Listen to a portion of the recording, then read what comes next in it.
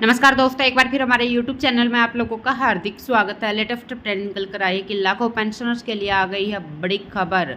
Pension को लेकर दूर हुआ सस्पेंस। अब बेसिक का 60% व 100% मिलेगी पेंशन। 7 सालों तक बढ़कर मिलेगी पेंशन, नहीं होगी कोई कटौती। तो दोस्तों हम आपको सब डिटेल में बताएंगे। अगर आप हमारे चैनल पर फर्स्ट टाइम विजिट करें तो चैनल को लाइक कर दीजिए, सब्सक्राइब कर दीजिए, साथ ही साथ बेल आइकन को भी बजा दीजिए ताकि गवर्नमेंट या पेंशन से संबंधित जितने भी न्यूज आती हैं उनकी नोटिफिकेशन आप लोगों के पास तुरंत पहुँच सके। तो करते वीडियो को स्टार्ट बिना किसी देरी के।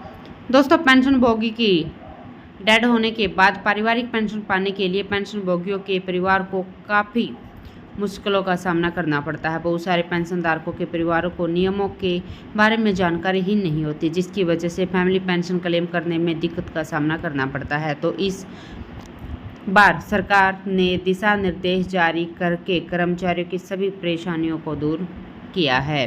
रिटायरमेंट के बाद पेंशन भोगी को पीपीओ के आधार पर पेंशन दी जाती है। पेंशन भोगी की डेड होने के बाद उनके नॉमिनी को फैमिली पेंशन दी जाती है। पीपीओ में उनके नॉमिनी का नाम होता है। नॉमिनी उनकी पत्नी या बच्चे हो सकते हैं। ऐसे में अगर पेंशन भोगी की मृत्यु होती है तो पत्नी को क्या करना चाहिए?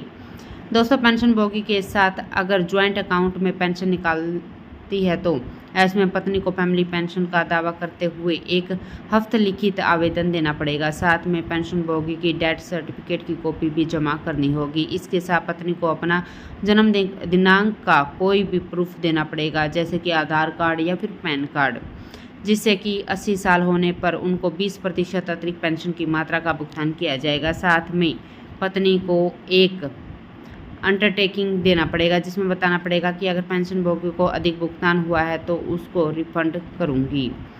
दोस्तों, पेंशन भोगी के साथ ज्वाइंट अकाउंट में पेंशन नहीं निकलती है तो फिर ऐसे केस में फार्म नंबर 14 भरकर आपको देना पड़ेगा। साथ ही साथ कुछ डॉक्यूमेंट्स है जो पत्नी को जमा करवाने होते हैं। दोस्तों, पत्नी के द्वारा इतने डॉक्यूमेंट्स प्रस्तुत करने के बाद बैंक की जिम्मेवारी बनती है कि वह पेंशन को फैमिली पेंशन में कन्वर्ट कर दे।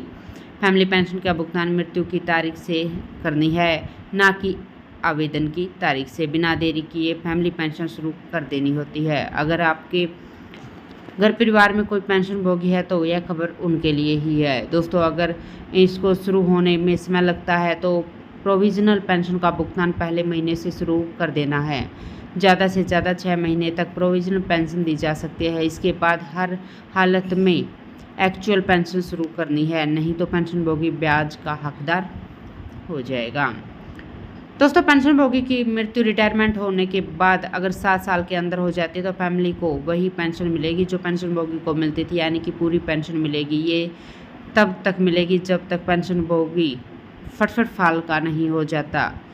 दोस्तों, अगर मान लीजिए कि पेंशन भोगी 60 साल पर रिटायर होता है और 62 साल होते ही उसकी मृत्यु हो जाती है तो परिवार को फैमिली पेंशन उतना ही मिलेगा जितना पेंशन भोगी को मिलता था। 5 साल तक ये पेंशन मिलेगी, यानी कि पेंशन भोगी की उम्र 67 साल होने के तक उसका पेंशन का भुगतान होगा, जिसके बाद बेसिक पे का 60% पेंशन मिलेगा।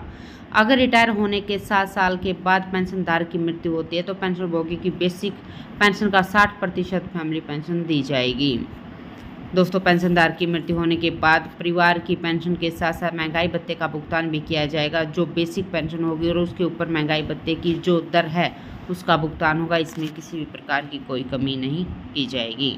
तो दोस्तों, आज के लिए इतना ही। मिलते हैं नेक्स्ट वीडियो में। तब तक के लिए जय हिंद, जय भारत।